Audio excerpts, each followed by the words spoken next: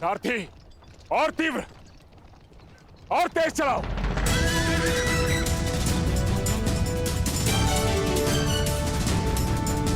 हो रहा, और तीव्र।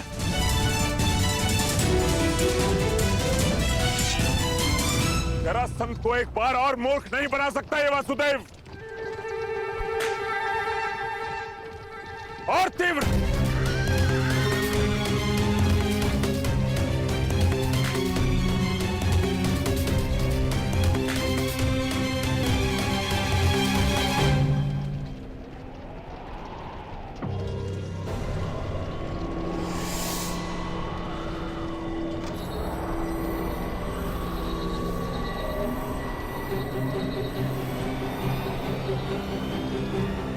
कहां गया ये छलिया?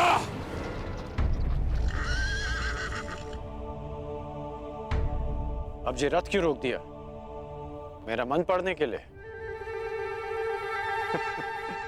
मन पढ़ने के लिए नहीं, मार्ग पढ़ने के लिए। यदि लक्ष्य तक की यात्रा लंबी हो तो बीच बीच में रुककर मार्ग जांच लेना चाहिए।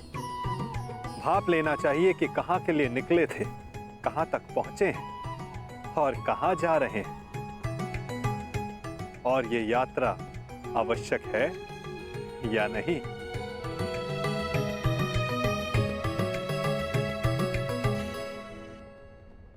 सारथी, रोको रथ, रथ रोको।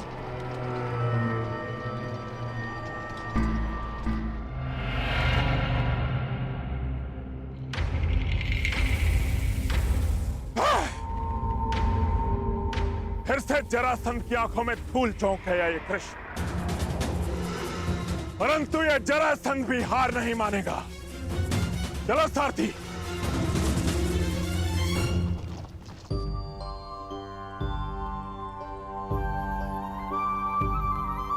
यदि मार्ग की जांच कर ली हो तो प्रस्थान करें।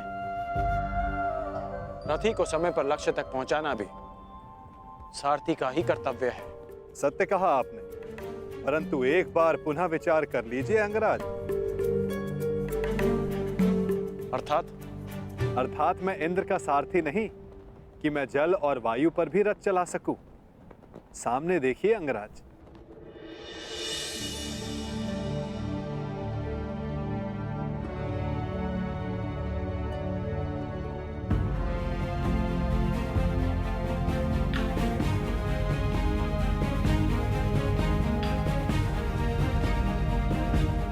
यहां नदी कैसे आ गई?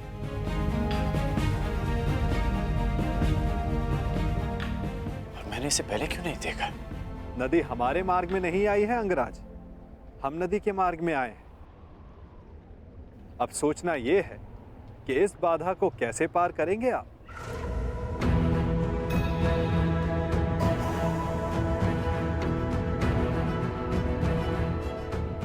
इस प्रश्न का मेरे पास क्या उत्तर हो सकता है?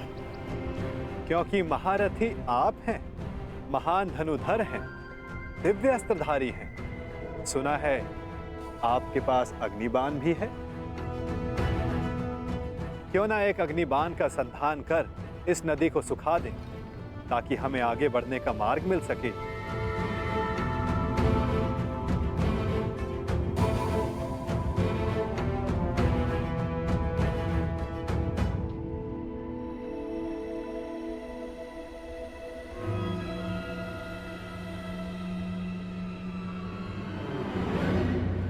आपके लिए समय से ज्यादा महत्वपूर्ण और कुछ है?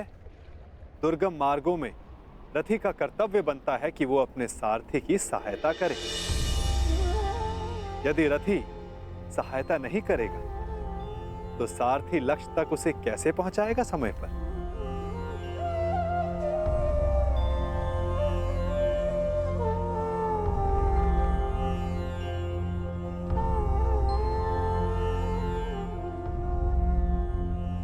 यदि लक्ष्य तक की यात्रा लंबी हो तो बीच बीच में रुककर मार्ग जांच लेना चाहिए।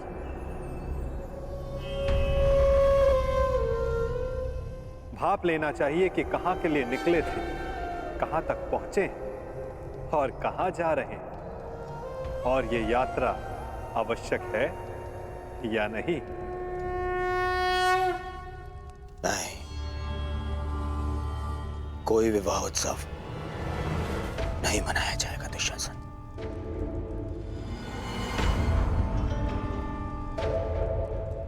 दुर्योधन तब उत्सव मनाएगा जब उन पांडवों का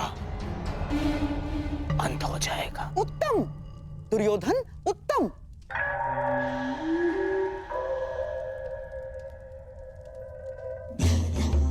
जो अपने लक्ष्य तक पहुंचने से पहले उत्सव नहीं मनाते, वो शीघ्र ही लक्ष्य साधते हैं। और तुम्हें उत्सव मनाने के लिए अधिक प्रतीक्षा नहीं करनी होगी।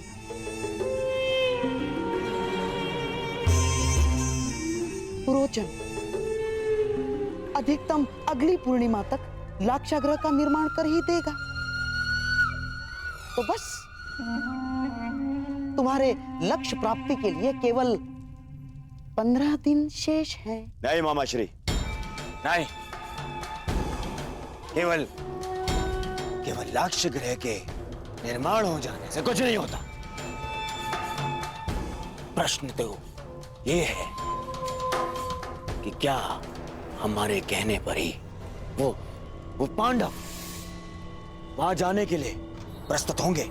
अवश्य होगा मेरे होने वाले सम्राट, अवश्य होगा।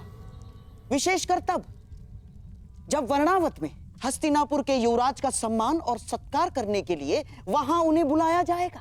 ये केवल संभावना है मामाश्री, संभावना। यदि उन्होंने वहां जाने से मना कर दिया तो गाय को अपने वश में कर लो तो बछड़े अपने आप विवश हो जाते हैं। ठीक उसी प्रकार पांडवों की माता श्री कुंती का सत्कार किया जाए तो उसके 5 पुत्रों को आना ही होगा। यदि वो 5 उंगलियां हैं तो कुंती उनका शरीर है, शरीर। वो जहां जाएगी ये 5 उसके साथ जाएंगे ही।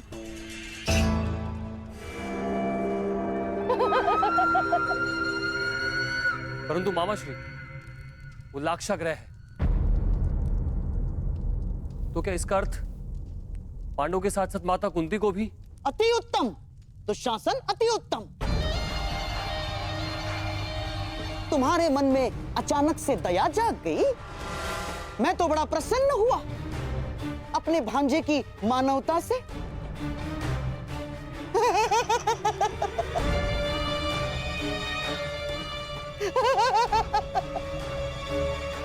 राजनीति में चने के साथ साथ घुन को भी पिसना होता है दुशासन। और हाँ, कुंती तो तुम्हारी माता समान है, तो उसे अपने पुत्रों के वियोग में व्यथित होने दोगे? क्यों ना उसके पुत्रों के साथ ही उसके आने वाले कष्टों का भी समापन कर दिया जाए।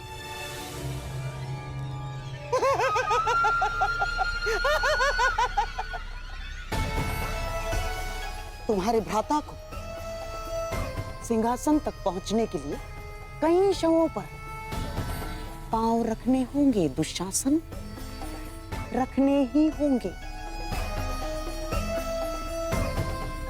तो यदि 5 के स्थान पर 6 हो जाए तो उसमें अंतर क्या होगा दुशासन?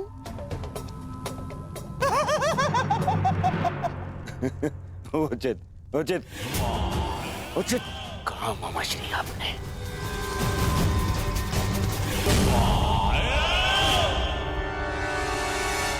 उचित कहा। ये उचित नहीं है। क्या उचित नहीं है अंगराज? अस्त्रों का प्रयोग। मैं योद्धा हूं, हत्यारा नहीं। यदि इस धारा को सुखा डाला तो इस जल के जीव जंतु मारे जाएंगे और निर्दोषों का वध मुझे स्वीकार नहीं। और अभी तुमने कहा कि ये नदी हमारे मार्ग में नहीं, हम नदी के मार्ग में आए हैं, तो नदी को सुखा देना उचित नहीं होगा। अति उत्तम। आशा है भविष्य में भी आपको ये बात स्मरण रहेगी अंगराज। मेरा तात्पर्य ये है कि अब हम रास्ता बनाएंगे कैसे? इस नदी को पार करना ही पड़ेगा अगर हमें समय पर पहुंचना है। आगे चलकर देखते हैं, कहीं तो जल स्तर कम होगा जहां से हमारे अश्व और रथ निकल सके। प्रस्थान करो। ठीक है, चलते हैं।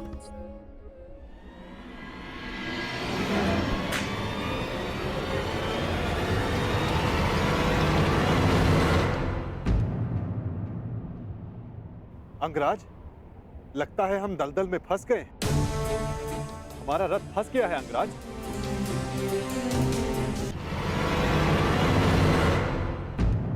अंगराज, लगता है हम दलदल में फंस गए।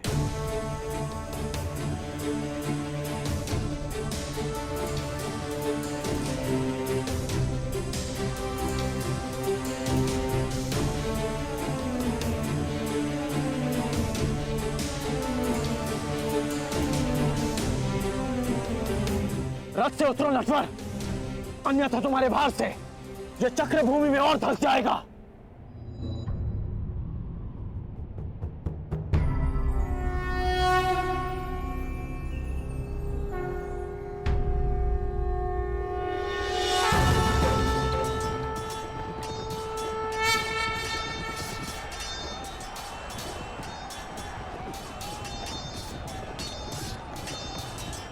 धनुष उठाओ पार्थ, संधान करो।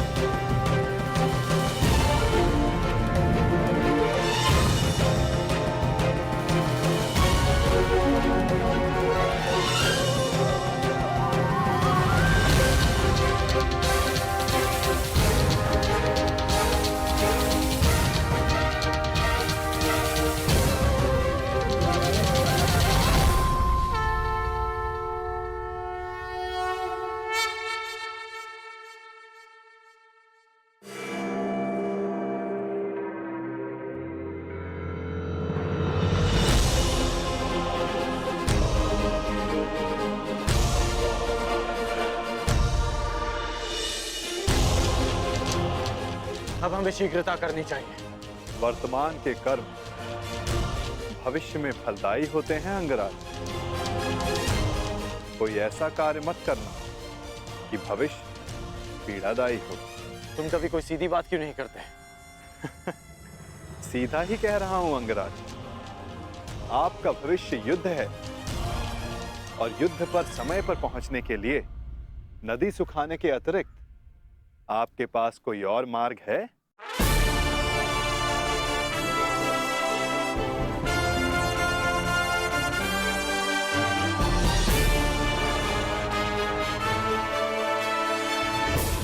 आपका भविष्य युद्ध है और युद्ध पर समय पर पहुंचने के लिए नदी सुखाने के अतिरिक्त आपके पास कोई और मार्ग है?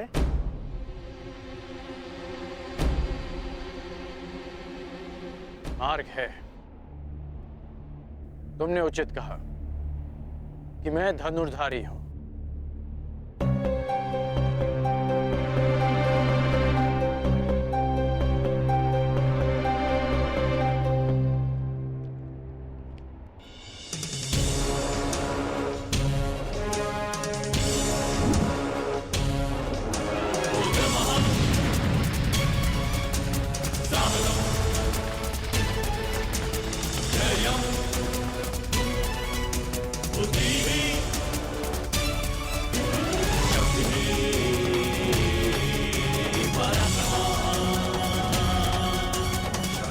अब आगे बढ़ें।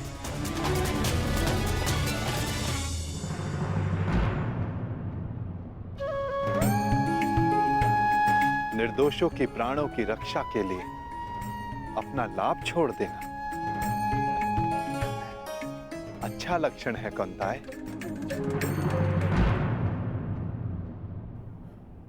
कोई सूचना? क्षमा कीजिए महाराज, गुप्तचरों के दल हर दिशा से लौट आए।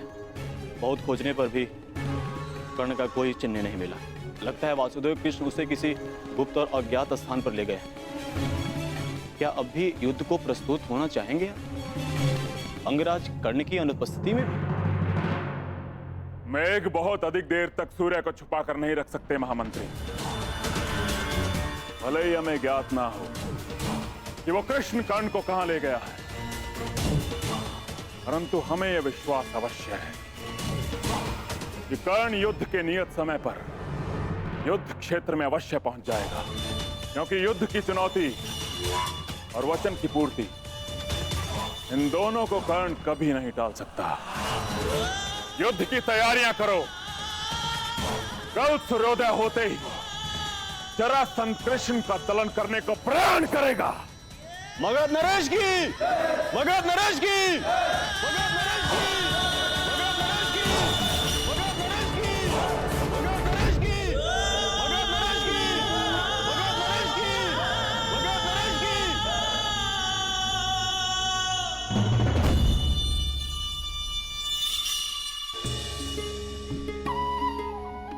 रुक क्यों गए?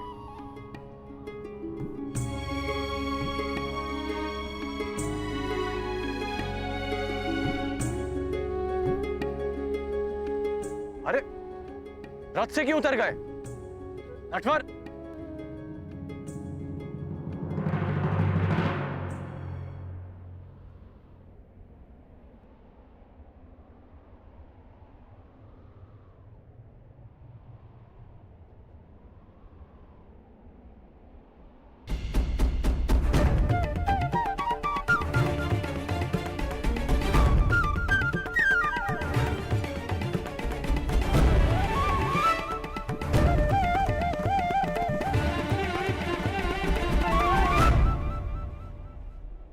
अब क्या हुआ? यहां क्यों आ गए? क्या करूं अंगराज, मैं आपकी भांति महान योद्धा नहीं, एक साधारण सारथी हूं। रथ को धकेलने से थकान हो गई है, इसीलिए विश्राम चाहिए। परंतु तुमने ही कहा था कि इस समय सबसे अधिक महत्वपूर्ण है। हाँ, पर समय भी समय समय पर विश्राम लेता है। हृदय के 2 स्पंदों में विराम होता है, श्वास के प्रवास में विराम होता है, वर्षा के बूंदों के मध्य विराम होता है। इसीलिए मैं भी अल्प विराम ले रहा हूं। यदि समय विपरीत होता तो मैं विश्राम नहीं करता, गहन निद्रा में होता, लंबी निद्रा में।